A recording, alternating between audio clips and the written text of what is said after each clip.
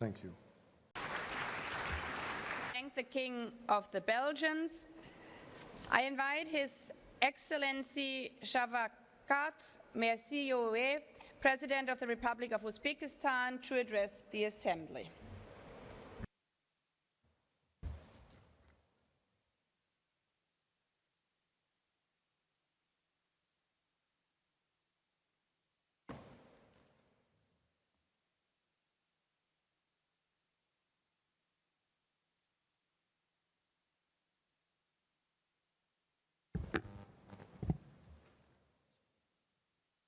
Hurmatli rais xonim olilari, hurmatli bosh kotib janob olilari, hurmatli davlatlar va hukumatlar rahbarlari. Qadrli birodarim Katar amiri Shayx Tamim al-Sani A'lo hazratlariga butun jahon sammitining yuksak darajada tashkil etayotganlari va samimiy mehmondo'stlik uchun chuqur minnatdorchilik izhor etaman. Birlashgan Millatlar Tashkiloti bosh kotibi Antonio Guterres janob olilariga ushbu anjumanni o'tkazishdagi ulkan shaxsiy hissalari uchun alohida tashakkur bildiraman. Global ijtimoiy taraqqiyot uchun muhim platforma bo'lgan sammitning aynan Doha shahrida o'tkazilayotganini katta ramziy ma'noga ega. Katar davlati so'nggi yillarda ijtimoiy inkluzivlik va jadal taraqqiyotning global markaziga aylanmoqda. Bunday olamshumul yutuqlar bilan Katar xalqini chin dildan tabriklayman. Bugungi kunda ijtimoiy farovonlikni ta'minlash, aholi turmushini yaxshilash borasida dunyo hamjamiyati va milliy hukumatlar birgalikda harakat qilayotgani e'tiborga molikdir. O'zbekiston barqaror taraqqiyot sari barcha xalqaro hamkorlik formatlari va tashabbuslarini doim qo'llab-quvvatlaydi. Hurmatli xonimlar va janoblar, biz keyingi yillarda yangi O'zbekistonda inson qadri tamoyili ustuvor bo'lgan, ijtimoiy adolat ta'minlangan, ehtiyojmand aholi samarali himoya qilingan jamiyat barpo etmoqdamiz. Bu yo'ldagi qat'iy pozitsiyamiz yangi konstitutsiyamizda mustahkamlab qo'yildi hamda mamlakatning ijtimoiy davlat makoni e'lon qilindi. Avval tarqoq bo'lgan ijtimoiy himoya dasturlari yagona tuzilma ijtimoiy himoya milliy agentlik asosida birlashtirildi. Yangi ijtimoiy himoya modelimiz jamiyatimizning quy bug'uni bo'lgan mahalladan boshlab har bir xonadon va oilani qamrab olmoqda. Oxirgi yillarda kambag'allik darajasi 35% dan 6.6% gacha qisqartirishga erishdik. Bu islohotlarni bundan keyin ham davom ettiramiz. Hurmatli sammit ishtirokchilari, jahonda murakkab iqtisodiy ijtimoiy jarayonlar kechayotgan hozirgi sharoitda quyidagi takliflarni ilgari surmoqchiman. Birinchidan, kambag'allikka qarshi kurashda xalqaro hamkorlikning yangi bosqichga ko'tarish muhim. Birlashgan Millatlar Tashkiloti ma'lumotiga ko'ra, bugungi kunda dunyoda 1 milliard 100 million aholi kambag'allikda umr kechirmoqda. Rivojlanayotgan davlatlar ijtimoiy dasturlariga resurslarni keng jalb etish maqsadida kambag'allikka qarshi kurashning yangi moliyaviy arxitekturasini yaratish vaqti keldi deb hisoblaymiz.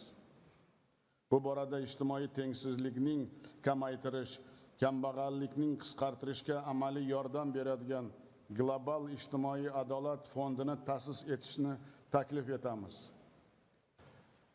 Ikkinchidan, bandlik masalasini samarali hal etishda yangi zamonaviy mexanizmlarni ishga tushirish dolzarbdir. Xalqaro mehnat tashkilotining hisobotiga ko'ra 2024-yilda global ishsizlik darajasi 5% ni tashkil etdi. Yuqori texnologiyalar, sun'iy intellektning jadal kirib kelayotgani dunyoda millionlab ish o'rinlarining yo'qotilishiga olib kelmoqda.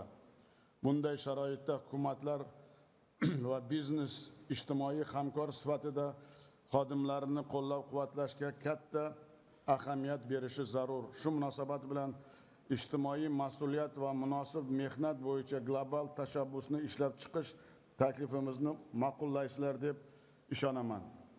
Uchinchidan, barcha uchun ta'lim imkoniyatlarini kengaytirish orqali ijtimoiy muammolarga samarali yechim topish mumkin. Hozirgi davrda savodsizlikning yillik iqtisodiy zarari 1.4 trillion AQSh dollariga teng deb baholanmoqda. Bunda tengsizlikning keskin o'sishiga sabab bo'lmoqda. Biz kecha o'tgan ochlik va qashshoqlikka qarshi kurashish bo'yicha global alyansning ilk uchrashuvi qarorlarini to'liq ma'qullaymiz. Taklif qilamiz. To'rtinchidan, mehnat migrantlari va ularning oila a'zolarini tizimli himoya qilish zaruriyati ortib bormoqda. Hozirgi kunda dunyoda 300 milliondan ortiq migrantlar o'zga yurtlarda mehnat qilmoqda. Bilan birgalikda O'zbekistonda migrantlar va ularning oilalarining ijtimoiy va huquqiy himoya qilish bo'yicha xalqaro forum o'tkazish global dastur qabul qilishni taklif etaman. Beshinchidan, barchamiz iqlim o'zgarishlarining ijtimoiy hayotda ta'sirini yaqqol sezib turibmiz. Ekstremal ob-havo, cho'llanish, bioxilma-xillik yo'qotilishi, eng avvalo zaif qatlamlar, dehqonlar, mavsumiy ishchilar, ekologik murakkab mintaqalar aholisi hayotida salbiy ta'sir ko'rsatmoqda. Qarshi kurashning bandlik dasturi bilan uyg'unlashtirish bo'yicha kompleks choralar ko'rish juda dolzarbdir. Bu borada biz Birlashgan Millatlar Tashkiloti rezolyutsiyasi bilan ekologik innovatsiyalar va texnologiyalar hududi tanlashga tayyormiz.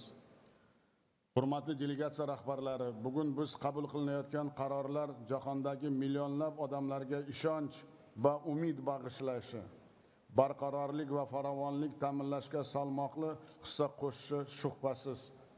Xalqaro taraqqiyot yo'lida ijtimoiy kelishuvni yangilashdir. Shu ma'noda bugun qabul qilayotgan Doha siyosiy deklaratsiyasini to'liq qo'llab-quvvatlaymiz.